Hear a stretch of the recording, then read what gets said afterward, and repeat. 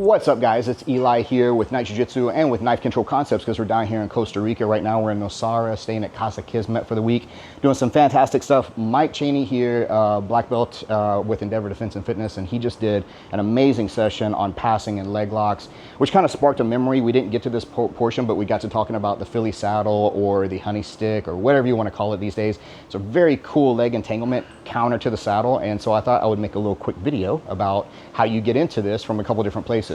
First of all, what is it and where does it come from? If Mike has me in the saddle established already here like this, the reason it's called the honey stick is because it's a counter to the honey hole. And so a lot of people will call the saddle position like this honey hole. And so essentially what's happening is it's just a reversal where right now he's obviously in charge. He's going to be trying to attack my far or my near leg. He's got all kinds of attacks from here.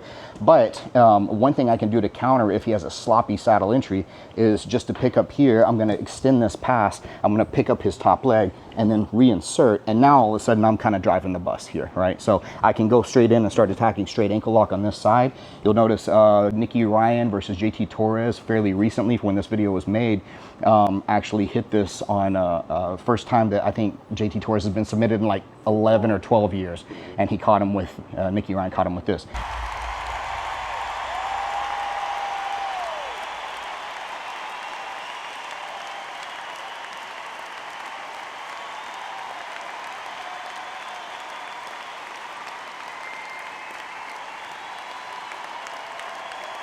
Now, what's even better on this one is if I can pass this to the other side, and now I've really shortened the lever a lot, and I've got a really good bite for a heel hook right here. Mike is really bound up. He's probably going to be inclined a lot of time to try to counterattack me, but I've got a definite advantage on this in this way because he's so twisted up and he doesn't have rotation, and I've got a little bit more freedom in my knee line. So again, if Mike, he's got me into this saddle position here like this, I'm going to grab this far side knee here like this. The reason I want to do that is to keep it bent so that when I extend, he doesn't hook and prevent me from escaping this top leg. Once I do that, I'm going to pick this one up, reinsert. So I've captured his bottom leg and his top knee line like this. I can go back for the straight ankle lock on this side, or lie back, pass it, sit up, and then get my wristwatch grip underneath like this, or get a reverse grip. You kind of determine at that point, but you've got a pretty good head start on this. Now, so as far as like how to access this position rather than waiting for him sometimes to put me into the saddle position and then having to be on a short fuse to counter it, a couple things I can look to do. One is off of like a headquarters pass.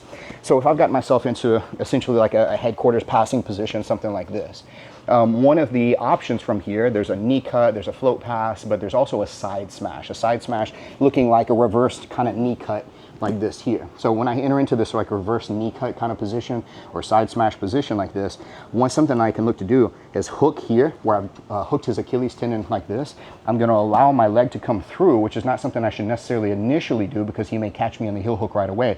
But once I've allowed this to happen, now I'm going to pick his bottom knee up.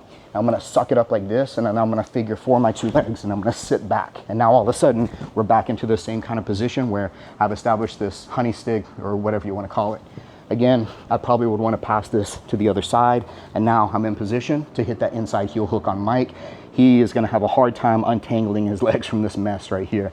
Right now, from a little looser passing style, I could be passing out here and looking to start to enter in, and then I have kind of a looser, taller, more spacious kind of headquarters style position because I'm straddling one leg, I'm out here playing on this one, and what I'm going to look to do from here is I'm just going to cross step right through here. And once I cross step, I'm using kind of my legs like chopsticks around his femur, so I'm kind of locking him into place.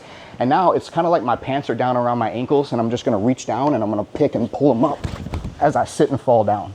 And so now as I sit and fall down, here we are again, back into this position. So very similar to what we did on that side smash or reverse knee cut position, but this is from a little looser of a passing style. One more thing that I really like off of this one, and this is something those other ones I've seen people hit, and I've stolen like different concepts from different people, like I mentioned Nicky Ryan and guys like that. This one, I haven't really seen anybody do it, but I've hit it a few times in rolling, and so I like it a lot. So that's the disclaimer I'm gonna put on it. If Mike has knee on belly established on top of me here, one of my favorite escapes for knee on belly is I'm gonna C-clamp underneath his knee on this side. I'm not gonna push because he's gonna pick my arm up and start breaking it for me. So I'm gonna C-clamp here. I'm gonna get up on my side. My knee is gonna come through the middle and my top arm is gonna come through and pull. Once I pull that, now I've hooked the back of his leg and I'm gonna carry him across me by dishing my hips underneath him. As I dish my hips underneath him here, this way, I catch this ankle, so I have a good leverage point right here. Now here's the cool little tricky part. I'm gonna catch his bottom leg here, 1, and then fold this one through 2. And then there we are once again. Now I've got his top heel exposed. I can kind of hit the outside heel hook possibly, go back for the straight ankle, or if I can manage to get it off to this side, rotate him over, again, right back to that inside heel hook again. So one more time on this one because it's got a few moving parts. He's got knee on belly on top of me here. I'm gonna C-clamp, I'm gonna pull my knee through, hook to make the sweep across. I'm gonna trap his bottom leg, fold my top leg through, and then here we are. I cross my 2 ankles on this side, tuck everything in, heels pull to the butt, and I've got access to his leg on the top, or if I wanna push him over to the other side, back to the inside heel hook. So, really powerful position. There is a serious timing issue with this because you are countering an already preset leg entanglement.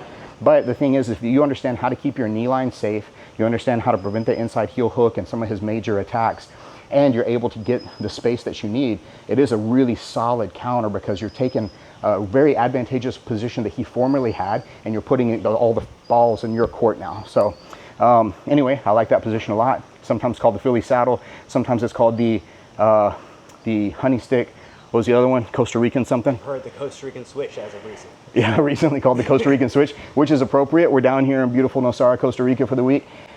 So obviously this is not all knife-oriented stuff for this KCC or this Knife Control Concepts retreat that we're on. We're doing kickboxing, we're doing judo, we're doing leg locks today, guard passing. We're doing every facet and every range of fighting imaginable, and then probably kicking some weapons back into it at different points in the week as well. In the meantime, enjoying the most magnificent food, the most beautiful jungle scapes, seeing howler monkeys and all kinds of cool stuff. So if you missed this one this year, make sure you sign up next year and the one after that and the one after that. I appreciate you guys watching the Night Jiu-Jitsu channel. Make sure you go follow Mike Boom Boom Chaney and Knife Control Concepts on all the socials.